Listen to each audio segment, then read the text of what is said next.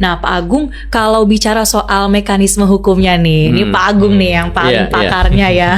Itu bagaimana Pak untuk peralihan kepemilikan IP? Ya, memang sebenarnya gini, kalau kita lihat bahwa kita tidak bisa pungkiri bahwa yang di dalam IP itu kan ada 3 pilar yang ada di dalam perkembangan IP. Pertama, creativity, protection, dan kemudian commercialization.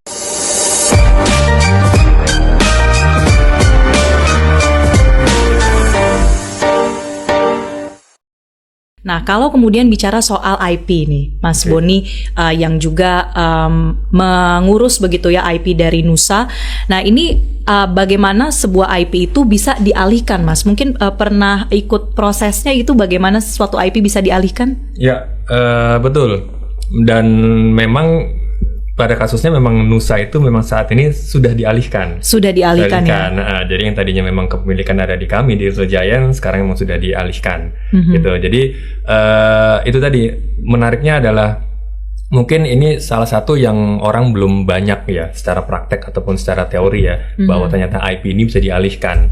Gitu. Jujur waktu itu kita juga karena belum ada studi kasusnya, belum ada contohnya, akhirnya ya kita mungkin bisa dibilang menjadi yang pertama mungkin ya. Mungkin sudah pernah ada dialihkan, cuman yang sifatnya tuh dibeli sama pihak luar mungkin ya, gitu ya.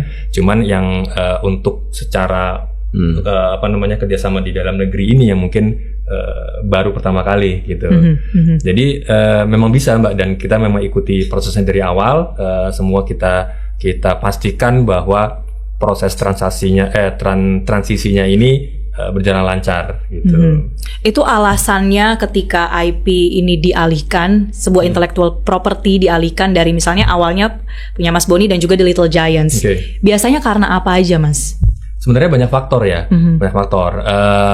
Bisa jadi karena ini kita melihat potensi aja gitu loh. Misalnya apakah IP ini kita melihat potensinya bisa lebih growth di tempat barunya gitu. Karena kan IP itu sebenarnya kan kayak bayi yang kita lahirkan gitu ya. Kita lahirkan benar-benar di sketch dari awal dari ya. Awal dari nol kita didik lah, kita rawat sampai dia besar gitu kan. Dan kita kan selalu punya tujuan ya, gimana caranya biar ini anak bayi ini bisa dia tumbuh besar dimanapun dia berada gitu kan. Nah, itulah salah satu alasan ketika kami sebagai production house yang sifatnya itu IP development gitu kan, kita paham bahwa secara kreatif kita tidak bisa hanya ibaratnya mengeksplorasi satu produk saja gitu, karena secara kreativitas kita akan tumpul gitu. Jadi kita harus tetap berkarya lagi, buat sesuatu yang baru, berpikir lagi gitu kan.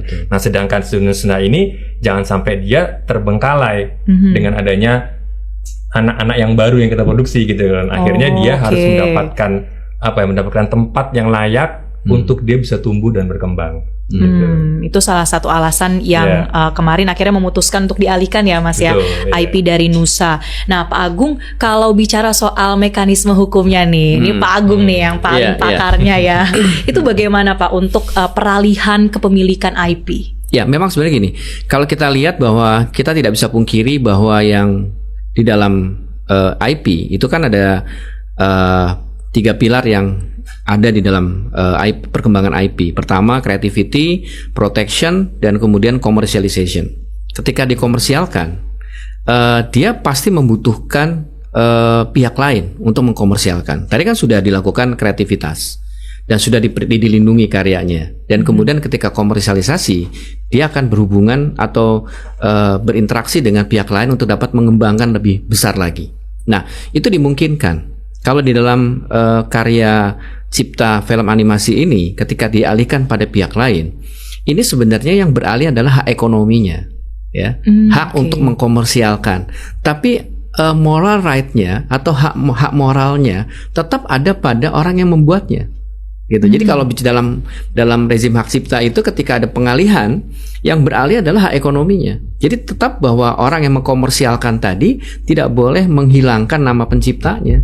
Apalagi kalau mau dijual terus kemudian kontennya dirubah sama dia, harus seizin dengan seizin dari yang membuat.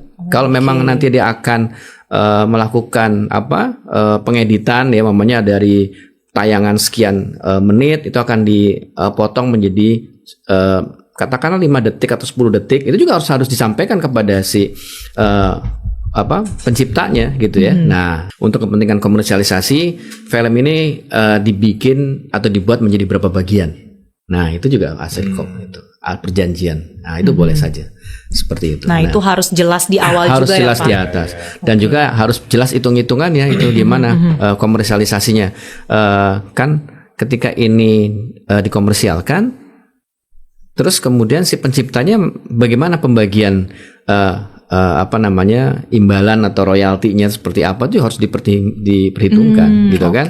Ya, jadi ini harus jelas perjanjiannya. Jangan sampai nanti perjanjian di awal nilai budgetnya sekian ternyata begitu booming, wah income-nya jadi banyak, nggak sebanding nih. Nah, itu juga sering terjadi konflik ya, sengketa antara pencipta yang dengan pemegang hak ekonominya gitu ya. Itu sering terjadi seperti itu, konflik. Nah, ini juga perlu dihindari hal seperti itu. Mas Boni tadi cerita bahwa banyak kreator dari Indonesia yang mungkin bekerja sama dengan studio-studio besar, Marvel, Disney dan sebagainya. Nah, itu bagaimana Pak, bahwa hak-hak mereka itu tetap bisa dijaga, dipenuhi sebagai kreatornya IP? Ya itu tadi kalau kita lihat ya, kalau kita bicara film, ini perlindungan hak ciptanya itu banyak ya. Jadi orang menyebutnya bahwa film itu disebut sebagai bundle of right. Ada sekumpulan hak di dalam sebuah karya film. Ya, pertama ada karakter, orang yang membuat karakter. Ya, terus kemudian soundtracknya, terus kemudian scriptwriter, gitu ya.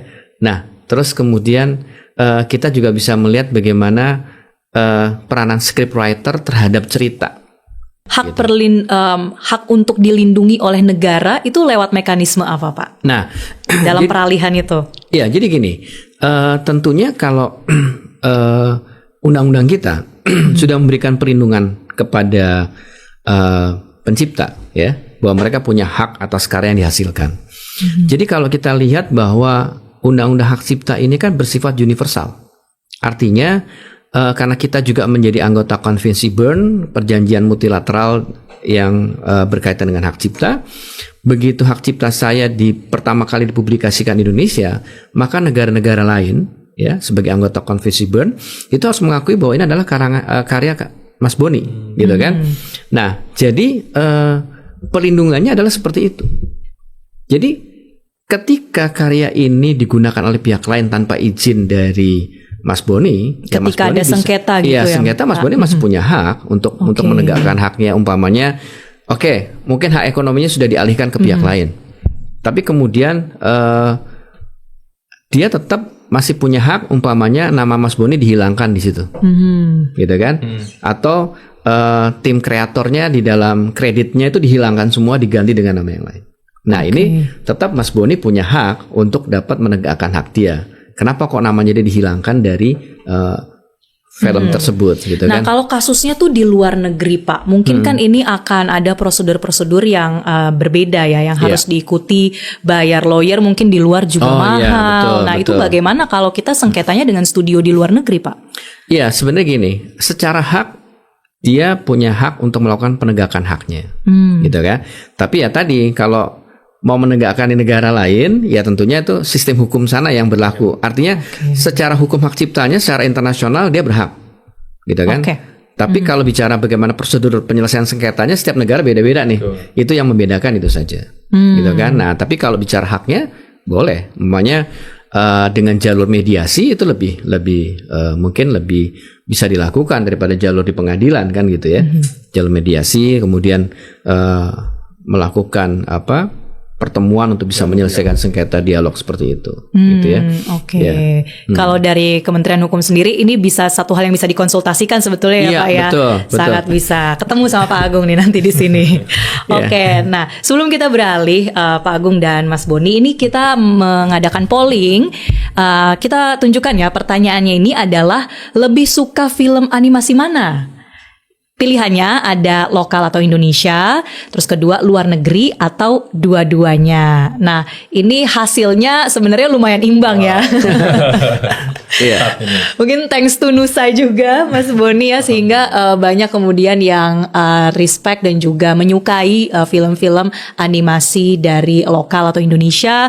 Luar negeri tentunya ini persaingan semakin ketat ya, Mas Boni ya, 34%. Tapi ya dua-duanya mungkin kalau ada film dalam negeri yang tayang film animasi juga. nonton juga, Iya. dari luar nonton juga supaya nggak ketinggalan. Ya, tapi kan kalau dari sini kelihatannya memang masyarakat Indonesia udah mencintai film animasi Indonesia. Betul. Ya kan, Iya. angkanya berimbang gitu kan, berimbang artinya nggak kalah kan gitu. Betul. Hanya masalah supply-nya aja mungkin ya. Supply Iya, kontennya betul, aja. betul, Harus mengimbangi karena kan Iya. kita dibanjiri sama konten dari luar. Ya, harus berimbang. Saya ke Pak Agung dulu nih. Kalau Iya. dari sisi regulasi Pak, bagaimana sih melindungi karya-karya animasi di tengah adanya AI juga? Bagaimana satu karya yang ada campur tangan AI di dalamnya itu menjadi satu hal yang sebenarnya bisa menjadi IP juga?